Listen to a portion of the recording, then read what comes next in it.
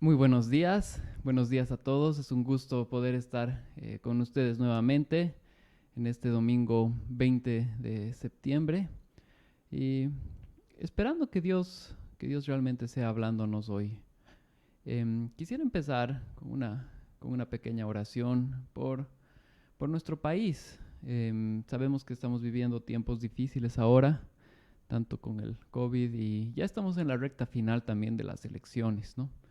Entonces, para que Dios sea en medio de todo este proceso. ¿No? Entonces, quisiera pedirles que me acompañen y también vamos a orar por la palabra. ¿No? Gracias, Señor Jesús, por este día. Gracias, Señor Jesús, porque vivimos en Bolivia, Dios, y porque tú nos has puesto acá para hacer luz, Señor.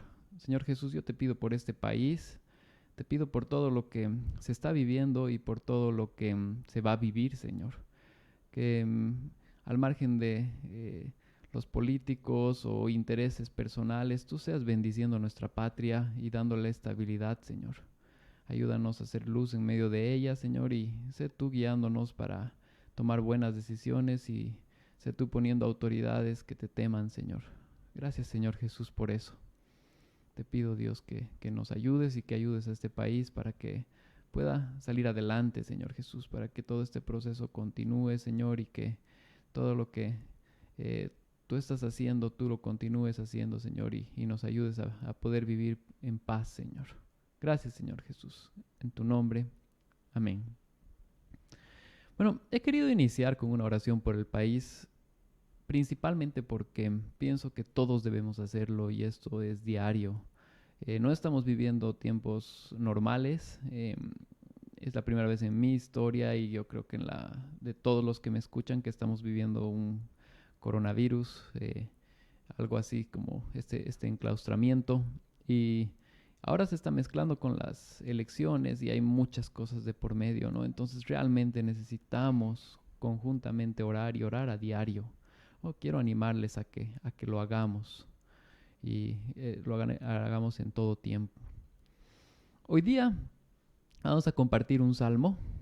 Este salmo es el Salmo 19. Y para serles franco, está entre mis salmos favoritos, porque realmente es difícil encontrar un lugar donde se mencione tantas cosas juntas. O sea, yo les animo a que lean y relean este salmos, porque no solamente habla de la creación, habla de las escrituras y habla de Dios mismo. Entonces, para mí es un salmo muy completo y quiero que me acompañen viéndolo, ¿no? Abran sus Biblias, por favor, en el Salmo 19. Bueno, mientras ustedes van abriendo, este es un salmo de David, es un salmo que tiene un par de particularidades que no todos los salmos tienen y vamos a ahondar un poco más durante el mensaje. Salmo 19 dice la palabra del Señor. Los cielos cuentan la gloria de Dios y el firmamento anuncia la obra de sus manos. Un día emite palabra a otro día y una noche a otra noche declara sabiduría. No hay lenguaje ni palabra, ni es oída su voz. Por toda la tierra salió su voz y hasta el extremo del mundo sus palabras. En ellos puso tabernáculo para el sol, y éste, como esposo, sale de su tálamo.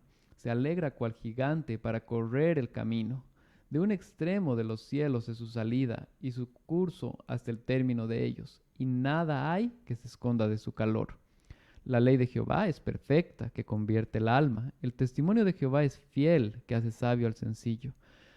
Los mandamientos de Jehová son rectos, que alegran el corazón. El precepto de Jehová es puro, que alumbra los ojos. El temor de Jehová es limpio, que permanece para siempre. Los juicios de Jehová son verdad, todos justos. Deseables son más que el oro, y más que mucho oro afinado, y dulces más que miel, y que la que destila del panal. Tu siervo es además amonestado con ellos. En guardarlos hay grande galardón. ¿Quién podrá entender sus propios errores? Líbrame de los que me son ocultos.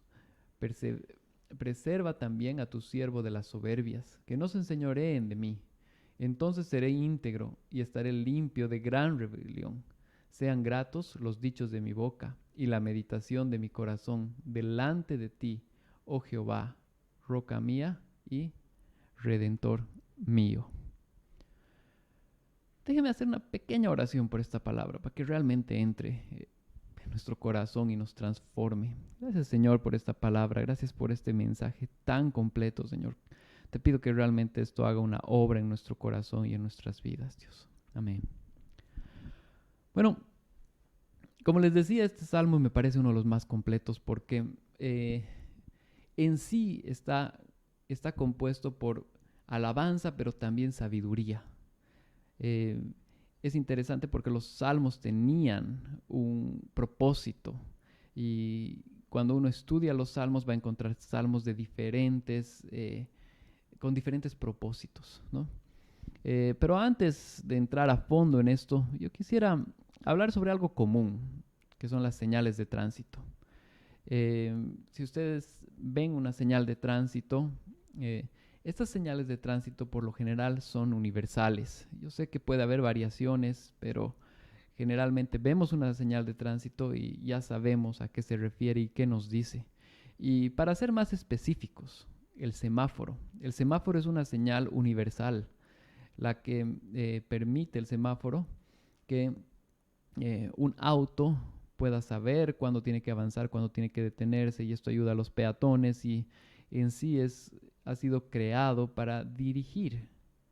Y no importa de dónde eres, no importa de qué país seas, cuando llegas a un nuevo lugar y ves un semáforo, sabes lo que significa. El semáforo en sí fue creado en 1868 por un señor que se llamaba John Peake. Y con el tiempo este fue agarrando más significancia, porque ese primero no era un prototipo que realmente no fue excelente y fue perfeccionado. Y en 1910 tenemos uno que ya es perfeccionado. Ernest Sireni es el que se hace cargo de esto. Y bueno, evidentemente en esa época solo tenía dos luces, rojo y verde, ¿no? Y con el tiempo fue creciendo a lo que ahora conocemos, que es rojo, amarillo y verde, y es universal, y uno donde va puede ser guiado por él. Y cuando ve un semáforo en rojo y está conduciendo, sabe que tiene que frenar. Cuando ve en verde, sabe que puede ir adelante, ¿no? Eh, Uno sabe lo que significa. Yo sé que muchas personas inclusive pueden hasta evitar hacerlo o frenar y todo, pero saben lo que significa porque el semáforo ya les está dando esta instrucción. Entonces ahí no hay una necesidad de palabras, no es necesidad que esté un oficial de policías, todos vemos y sabemos qué es lo que está ahí, ¿no? También es necesario recalcar que tal vez algunos de ustedes, tanto como yo, cuando he comenzado a buscar acerca del semáforo, nos hemos enterado que John Peake había sido el que ha hecho el semáforo. Generalmente cuando el invento lleva el nombre del inventor es más fácil saber quién lo hizo. Pero cuando es un caso como este, que es un aparato que se creó y se lo sigue usando, eh, ya se llama semáforo, ya no importa quién lo hizo para nosotros, pero sí hubo alguien que lo diseñó.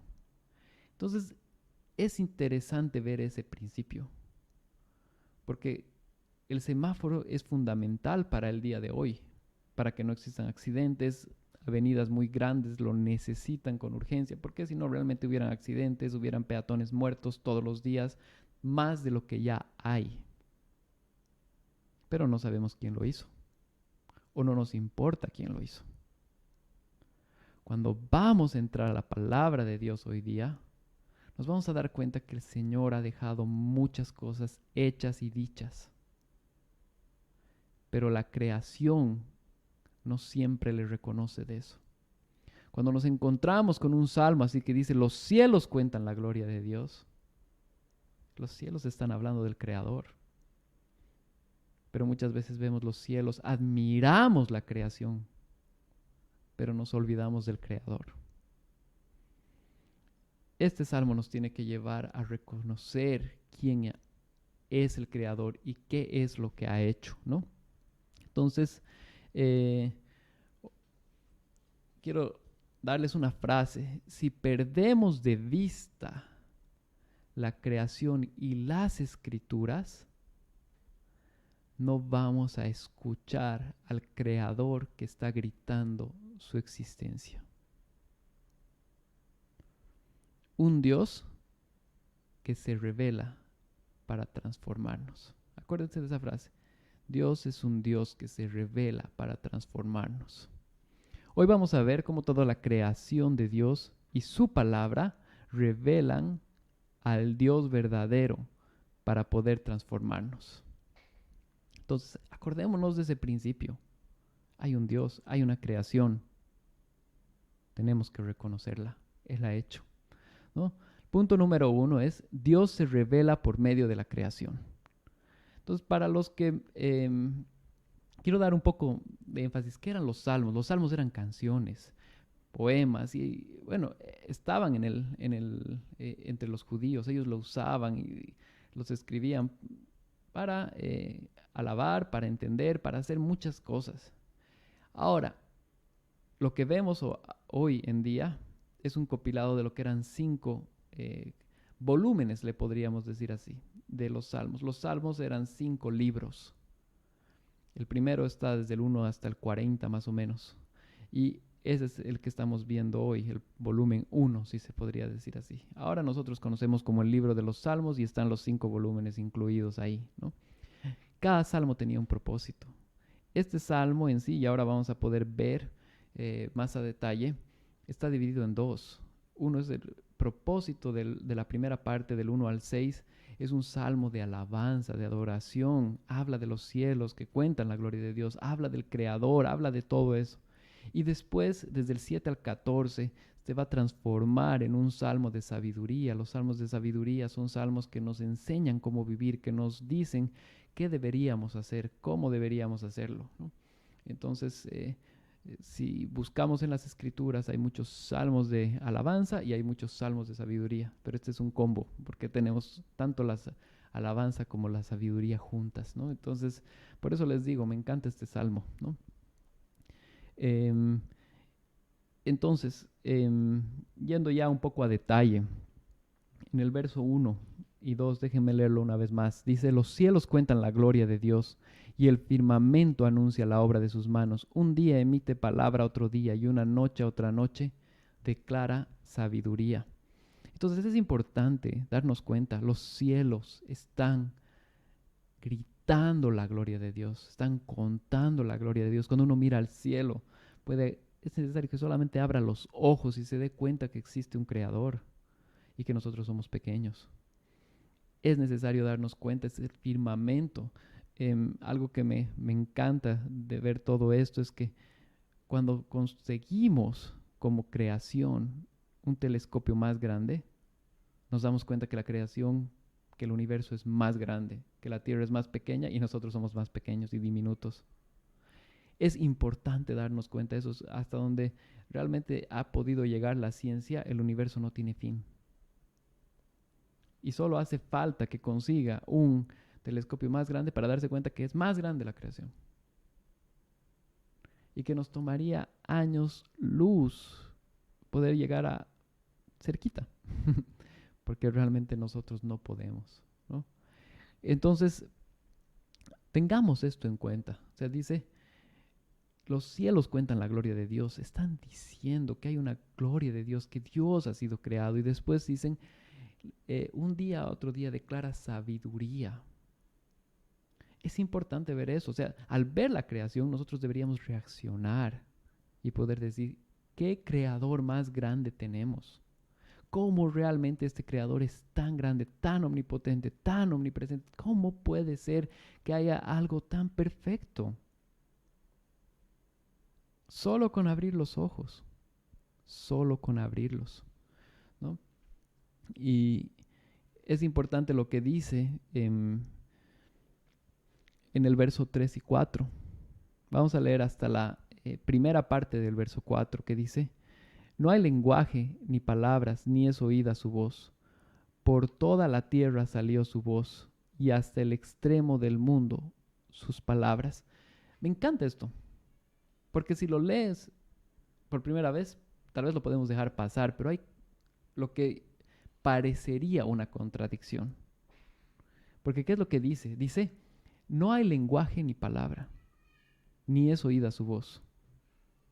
Entonces nos está diciendo que los cielos cuentan la gloria de Dios, nos están mostrando la gloria de Dios, pero no hay lenguaje, no hay palabra, no se escucha la voz. ¿Entienden? Es una contradicción porque después en el verso 4 dice, por toda la tierra salió su voz y hasta el extremo del mundo sus palabras. Entonces, ¿hay o no hay palabras? ¿Hay o no hay lenguaje? Algo que es importante es que nosotros en esta época estamos limitados por los idiomas, limitados por las palabras. Alguien ahora que no habla español y que está viendo este video no entiende nada de lo que yo estoy diciendo. Va a necesitar la ayuda de alguien que le pueda traducir si quiere entenderlo, pero si no, para él es ruido. Pero los cielos cuentan la gloria de Dios en una forma que no necesitan un idioma, no necesitan un lenguaje. Yo puedo hablar español, la persona que está en el otro lado del mundo puede hablar chino, en otro lado pueden hablar inglés, en otro lado pueden hablar francés, podemos seguir portugués, cualquier idioma. Pero pueden ver que los cielos cuentan la gloria de Dios. Eso es el verso 4, eso es lo que dice. Dice, por toda la tierra salió su voz y hasta el extremo del mundo sus palabras. O sea, es algo que nos podemos dar cuenta, debemos darnos cuenta. Y no es necesario de un idioma. No tenemos que estar limitados por un idioma. Y me gusta mucho cómo este mensaje no verbal comunica lo que necesitamos saber. Quiero leerles Romanos 1:19, donde Pablo hace eco de esta verdad. Dice, porque lo que de Dios se conoce les es manifiesto, pues Dios se los manifestó. Versículo 20 ahora.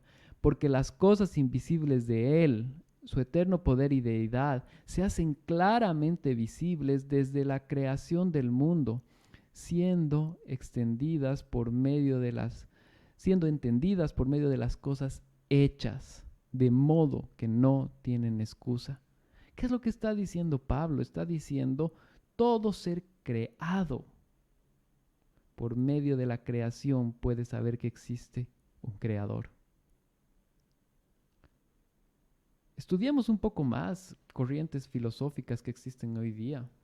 Por ejemplo, los deístas, ellos reconocen a un creador, solamente que no saben quién es, o no saben que Dios los sustenta y sigue sustentando día a día. No reconocen esa parte, pero reconocen su existencia.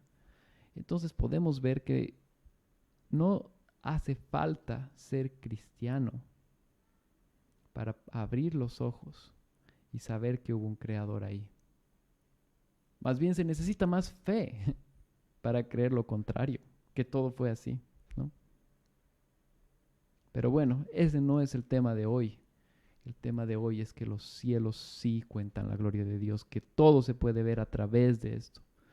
Podemos continuar en los versículos 4, la segunda parte del 4 hasta el 6, que dice, en ellos puso tabernáculo para el sol, y éste como esposo que sale de su tálamo, se alegra cual gigante para correr el camino.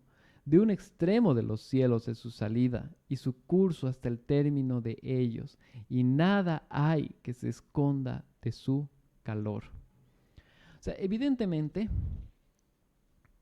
tenemos que entender esto como Dios otra vez haciéndonos percibir más de la gloria de Dios por medio de los astros. O sea, básicamente lo que nos está diciendo es que en ellos puso el tabernáculo para el sol. Está hablando de los cielos, del firmamento, y lo pone ahí, al sol. Pero este sol dice que va de un extremo hasta el otro extremo. Ahora es de día, en el otro lado del mundo es de noche, pero en unas cuantas horas va a amanecer allá y en unas cuantas horas más va a anochecer acá. el sol está rotando todo el día. ¿Qué significa eso? Primero hemos dicho que podíamos ver la gloria de Dios. Después hemos dicho que no necesitábamos un idioma, había un lenguaje no verbal. Y ahora podemos afirmar que no importa dónde estés, puedes sentir el calor del sol diciéndote que los cielos cuentan la gloria de Dios. No importa dónde estés. El momento en el que el sol alumbra, uno puede maravillarse por esto. Es muy importante ver esta parte. Es muy importante. Hace un tiempo yo tuve la oportunidad de hablar con un ateo. Y era interesante hablar con él, porque era un ateo, pero a la vez de un ateo también había estudiado ingeniería mecatrónica. Entonces era un inventor de los que realizan inventos para avanzar la tecnología. Y estábamos con un amigo hablando con él, y en lo que él hablaba, decía, ponía su posición de que él era ateo. Ahora mi amigo le dijo, imagínate tú que tienes y has hecho algo tan importante, una creación, ya sea, no sé, imagínate que hayas podido hacer un robot o hayas podido hacer, no sé, un invento que pueda haber hecho avanzar algo en la ciencia. Ya, lo has hecho. Imagínate que después de varios años lo encuentren ahí botado y digan, este invento ha sido hecho por casualidad. Nadie puso pensamiento en esto. ¿No sería algo similar de lo que la creación está haciendo con el creador?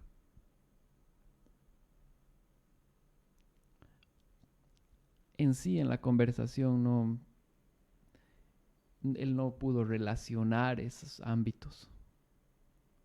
Pero el punto está ahí. Nosotros estamos acostumbrados a crear y desarrollar cosas. Y el hecho es tan evidente que debemos poder reconocer que así como hay un argumento de causalidad que dice que algo tiene que haber pasado para que veamos y estemos donde estamos, así alguien ha tenido que crear el sol, la tierra, el firmamento para que hoy día podamos reconocer su gloria. Porque esos cielos están ahí para reconocer la gloria de Dios. Y la creación tiene que reconocerla. Nosotros también participamos de esto, ¿no? Entonces, hasta este punto hemos podido ver de forma muy clara que a través de la creación Dios se revela. Ahora vamos a ver cómo a través de su palabra se revela. Me gusta mucho cómo este salmo ahora va a dar un giro. Y no solamente se va a convertir en un salmo de alabanza, sino también en un salmo de sabiduría. Un salmo de sabiduría es similar a los proverbios, donde nos dan lineamientos específicos con los cuales uno aprende cómo puede vivir mejor delante de Dios, cómo puede hacer las cosas mejor, cómo puede agradar más al Señor. Entonces, vamos a leer cada uno de estos versos que vienen adelante en esta sección, en este punto número 2, que son desde el verso 7 hasta el verso 10 de este Salmo 19, y que el punto es, Dios se revela por medio de su palabra, nos van a ir dando lineamientos de cómo la palabra de Dios nos habla. Lo primero que dice, y déjenme leerlo, dice en el versículo 7, la ley de Jehová es perfecta, que convierte el alma. Es increíble cómo la ley de Jehová es la que nos transforma.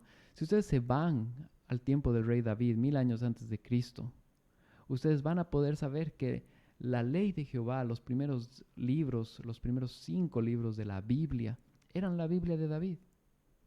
Él leía la ley y esa era su Biblia. Y él podía reconocer que a través de esa ley que había sido escrita por Moisés, él estaba siendo transformado en su imperfección. Él ha podido ver a Dios con esos 5 libros. La revelación de Dios ha sido, por medio de la historia, se ha ido revelando más hasta que llegó Cristo. Y después ha sido todo eso narrado en lo que es el Nuevo Testamento. Pero la Biblia que agarraba David eran los primeros 5 libros. Entonces, por eso cuando él dice la ley de Jehová es perfecta, es lo que él leía. Y con esa ley reconoció a nuestro Dios. Podemos encontrarlo. Con esos 5 libros podemos encontrar a Dios. Gracias a Dios que vivimos en esta época donde tenemos más libros de la Biblia y podemos ver y conocerlo mucho más, porque Él se ha revelado más. Pero ahí David en esa época podía decir, la ley de Jehová es perfecta, que convierte el alma. Ya estaba convirtiendo su corazón a Dios a través de la lectura de esos 5 libros. Después, ¿qué es lo que dice? Dice, el testimonio de Jehová es fiel, que hace sabio al sencillo. Me encanta esta palabra. ¿Qué hace sabio a un sencillo?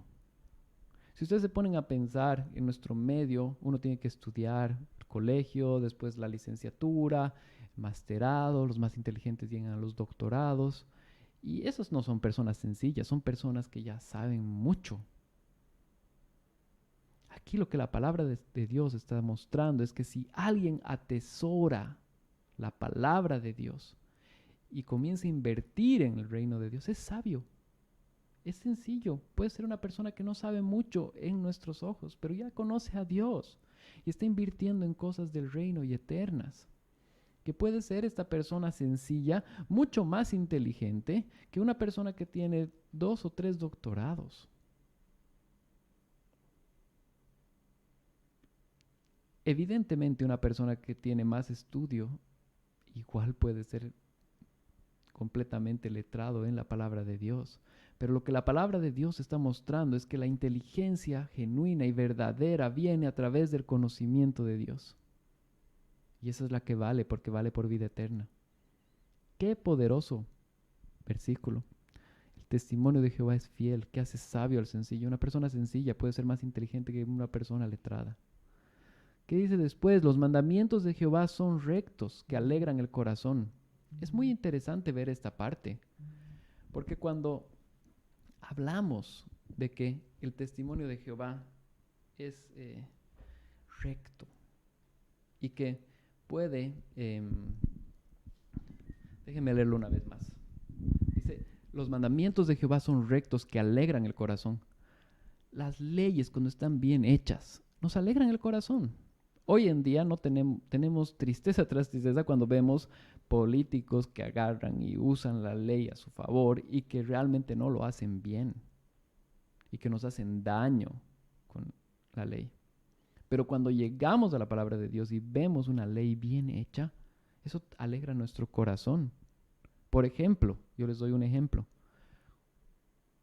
Una persona que ha participado de una violación, cuando se hace justicia y esa persona está en la cárcel, muchos de los que leen esa noticia están felices.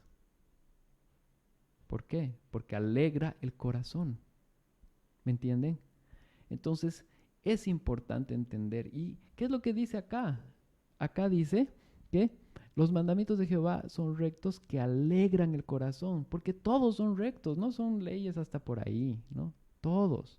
Después el precepto de Jehová es puro, que alumbra los ojos. Es muy interesante este precepto.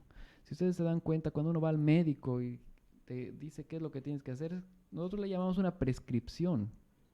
Eso es un precepto.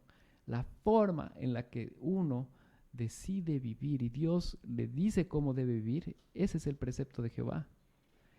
Y alguien que tiene infinita sabiduría como nuestro Dios nos va a guiar de una forma mucho más apropiada que cualquier otra persona o ciencia. Muy interesante esa parte. Continuamos. Y dice, el temor de Jehová es limpio, que permanece para siempre. Entonces, es muy importante. Y esto está con otro verso igual que dice el principio de la temperatura, el principio de la sabiduría es el temor a Jehová. Y eso es lo que nos está diciendo. Una persona que teme a Jehová va a andar bien. y va a buscar a Dios y va a permitir hacer las cosas de acuerdo a nuestro Dios. Es importante no tener un temor de que, bueno, o sea, ahora realmente vivir con un miedo, así, no.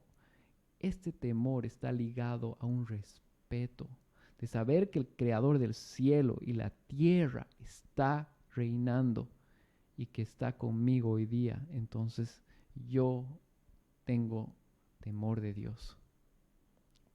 Si estamos frente a una autoridad terrenal, probablemente no vamos a actuar mal como lo hiciéramos si es que esa persona no estuviera ahí. Bueno, déjenme recordarnos, el Señor está a nuestro lado todo el tiempo. Entonces ese temor es importante. Los juicios de Jehová son verdad, todos justos. Esto va relacionado con lo que habíamos dicho hace un momento, ¿no? De que el Señor, cuando muestra algo y dirige hacia algo que es recto, lo hace de forma completa y contundente. Estamos acostumbrados a que nos gobiernen mal. Y cuando viene un buen gobernante, es la excepción. Pero usualmente vemos que los juicios de las personas no son perfectos. Bueno, esa no es la actitud ni la forma de nuestro Creador. Él tiene juicios que son verdad y que son bien hechos, ¿no? Y después dice, los juicios de Jehová son verdad. Después comienza a desarrollar cuán importante es la palabra de Dios. Y este verso 10 es increíble igual. Dice, deseables más que el oro y más que mucho oro afinado, y dulces más que la miel y que la que destila del panal. La palabra de Dios es deseable más que el oro. Si nos ponemos a pensar y nos ponemos a ver qué son cosas, ¿cuál es la diferencia entre una inversión y un gasto? Un gasto es algo que uno gasta el dinero o gasta algo y no lo va a volver a ver más. Yo gasto, por ejemplo, para comprar pan. Compro el pan, me como ese pan, desapareció. Mi organismo lo necesita, sí, ya, está bien, pero yo no vuelvo a ver el valor de eso. ¿Es necesario? Sí, es necesario, si no, no vivimos. Pero una inversión es algo que no pierde su valor y que es más gana valor. Por ejemplo, yo compro un terreno, con el tiempo puede llegar a valorizarse. Cuando habla del metal precioso del oro, es verdad. Yo compro oro y después de años lo puedo vender el oro. Y puedo ganar un valor similar al que lo he comprado. Bueno, depende un poco cómo vaya el mercado, pero eso tiene valor, no se pierde. Entonces, cuando nos hace la comparación con el oro, nos está mostrando cuán preciado es. No se gasta, sino se invierte. Y algo más, un detalle muy importante. Justo ahí en el versículo 10 dice, y dulce es más que la miel y que la que destila del panal. Yo no sé quiénes están familiarizados con la miel y que destila del panal. Yo particularmente no he tenido la oportunidad de estar en un lugar donde sacan la miel y sacan del panal mismo. Pero los israelitas sí. El pueblo de Israel, cuando les dice yo los voy a llevar a ese pueblo de Canaán y les da la tierra prometida, les dice donde hay leche y miel. Entonces ellos estaban familiarizados con la dulzura de la miel que destila del panal. Por eso es que David les habla de esa forma. Es como decir acá, una de las cosas más importantes es el gas o el litio que tenemos. Son cosas importantes que son buenas y nosotros las conocemos como nuestros recursos. Si alguien nos habla de la importancia de esos recursos naturales, nosotros vamos a defenderlas y vamos a decir que con eso podemos sacar más valor. Bueno, para los israelitas la miel era así. Y ellos sabían cuán dulce era la miel que destilaba del panal. Eso tenemos que tener en cuenta. Hasta este punto hemos visto cuán valiosa y pura es la palabra de Dios. Ahora vamos a ver cómo esta nos afecta directamente a nosotros. El punto número 3 es: Dios es mi redentor. Un pequeño resumen. Hasta este punto hemos visto. Primero, hemos visto que los cielos y la tierra declaran la gloria de Dios. Que nos están gritando, existe un creador que ha creado todo. Después hemos visto cómo la palabra de Dios tiene lineamientos, cosas para hacerse personal y decirnos cómo deberíamos vivir. Ahora, una persona que ha entendido estos dos aspectos todavía no tiene un Dios personal. Como les he dicho, hay muchas personas que no han conocido a Dios como su Salvador, pero sí saben que existió un Dios creador. Y también, si nos vamos a los tiempos de Jesús y leemos sobre los fariseos, ellos conocían la ley de comienzo a fin, de memoria, mejor que nosotros. Pero ellos no habían conocido un redentor. Acuérdense la charla entre Jesús y Nicodemo. ¿Eres tú maestro de la ley y no sabes esto? Cuando él estaba preguntando cómo podían nacer de nuevo. Una persona, Nicodemo, evidentemente él con seguridad había reconocido la creación de Dios y con seguridad conocía la ley mejor que muchos de nosotros. Pero no sabía y no había conocido al Redentor. Ese día el Señor se lo revela. Eso está en Juan 3. Cuando puedan, léanlo, es muy hermoso. Pero a lo que me refiero es que uno puede conocer a Dios por medio de su creación, saber que existe, conocer la palabra de Dios, saber que puede haber salvación a través de estas, y no conocerlo como su Redentor, su Salvador. Y este salmo no termina en eso, sino termina a buscar a este Redentor personal. Que esto quede claro, por eso les digo, es increíble este salmo, me encanta. Después, ¿qué es lo que dice? Dice en el versículo 11, dice: tu siervo además es amonestado con ellos, en guardarlos hay gran galardón. Entonces, ya se vuelven estos mandamientos de los cuales estaba hablando personales, en donde se dice, bueno, estos mandamientos tienen que guiar mi vida, tienen que regir lo que yo hago, tienen que mostrarme qué es lo que debo hacer, cómo debo vivir.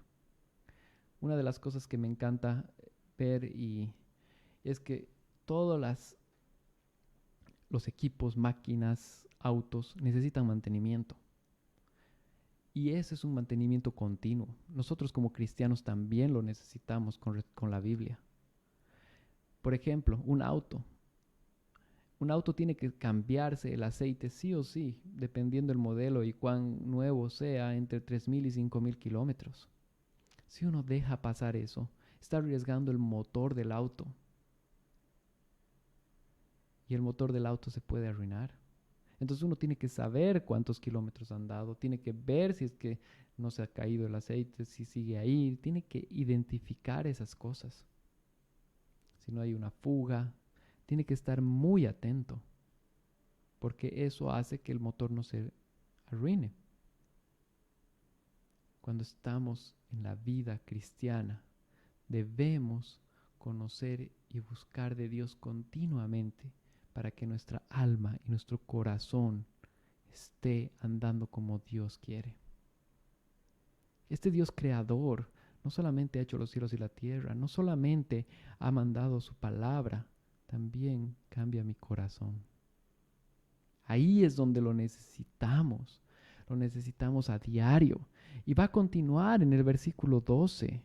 Dice: ¿quién podrá entender sus propios errores? Líbrame de los que me son ocultos. ¿Entienden? ¿Quién puede entender sus propios errores? ¿Qué es lo que pasa por lo general? Nosotros podemos apuntar más fácil los errores ajenos que darnos cuenta de los propios. Es muy fácil. Es decir, autojustificación. Eso es común en nuestro medio. Yo no he sido. O iremos al principio. ¿Qué dice Adán? La mujer que me has dado. ¿Qué dice la serpiente? ¿Qué dice Eva? Perdón. La serpiente. Entonces todos, nadie tenía culpa, ¿no? Cuando todos tenemos culpa. La autojustificación es algo que no nos ayuda. Por eso dice en el versículo 12, o sea, ¿quién podrá entender sus propios errores? Líbrame de los que me son ocultos. Cuando vamos con humildad y leemos la palabra de Dios tranquilos y viéndola, debemos ser transformados y nos damos cuenta de los errores que nosotros tenemos, ¿no? Es así que nuestra oración tiene que ir a la práctica, ¿no? Este salmista está mostrando mucha humildad al hacer esto. Continuaremos, dice, preserva también a tu siervo de las soberbias, que no se enseñoreen de mí, entonces seré íntegro y estaré limpio de gran rebelión. Qué interesante. ¿Podemos hacer esa oración hoy? Señor, si hay algo oculto aquí en mi corazón que no te agrada, ¿puedes transformarlo? ¿Puedes cambiarlo? Por favor, Dios, si hay algo ahí que yo no puedo ver, pero tú sí, ¿puedes cambiarlo?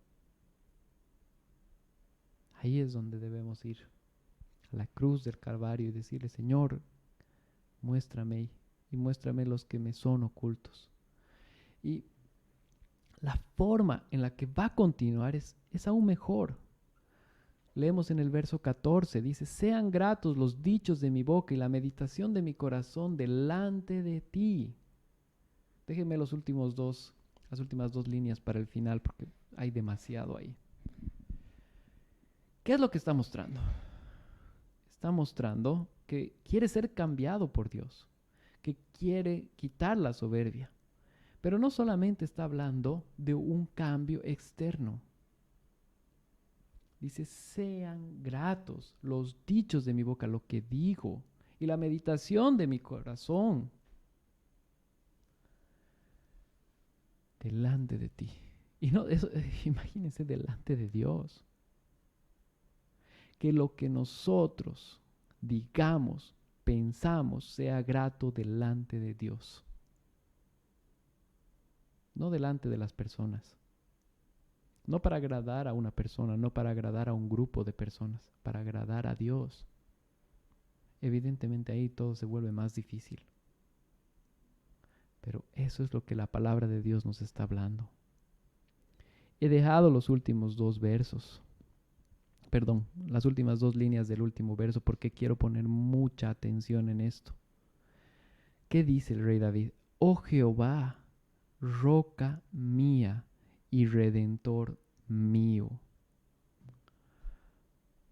¿Cuál era la Biblia de David? La Biblia de David era la ley, los 5 libros del Pentateuco. Pero el Señor había tenido misericordia de este David y le había mostrado que el verdadero redentor es Dios. Si ustedes leen el Pentateuco, va a mostrar cómo uno tenía que llevar un cabrito y tenía que llevar ese cabrito, sacrificarlo para que por medio de ese cabrito nuestros pecados sean perdonados. David sabía que quien le perdonaba los pecados no era el sacerdote que estaba ahí, no era el cabrito, era Dios. El redentor mío, roca mía, donde yo puedo pararme y no se mueve, redentor mío. Entonces, este salmo se completa con esta palabra, redentor mío. Que quede claro, puedes conocer a Dios, que existe un Dios que ha creado los cielos y la tierra, porque los cielos gritan esto, pero no conocer a Dios. Puedes leer la palabra de entrada de un lado a otro, saber cosas que muchos no sabemos, pero no conocer a Dios. Pero el momento en el que este Redentor es tu Salvador, por medio del Espíritu Santo, todas las cosas, toda la palabra de Dios comienza a tomar vida y tiene sentido. No conozcamos a Dios solamente como el creador de todo. No conozcamos a Dios solamente como el que nos da los lineamientos para vivir. Conozcámoslo también como nuestro Redentor. Qué salmo tan hermoso. Nos ha dado el Evangelio 1000 años antes de que Cristo muera. Nos ha mostrado que el verdadero Redentor es Jesucristo. No lo habrá podido decir que era Jesucristo porque él no lo sabía, pero era Dios mostrando por medio de David que iba a venir un día el Redentor. Y apuntando a la cruz del Calvario 1000 años antes, ese Redentor es el Redentor que puede redimir tus pecados el día de hoy.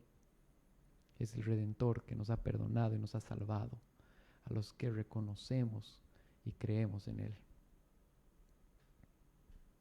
Y esa es mi oración para ti hoy día.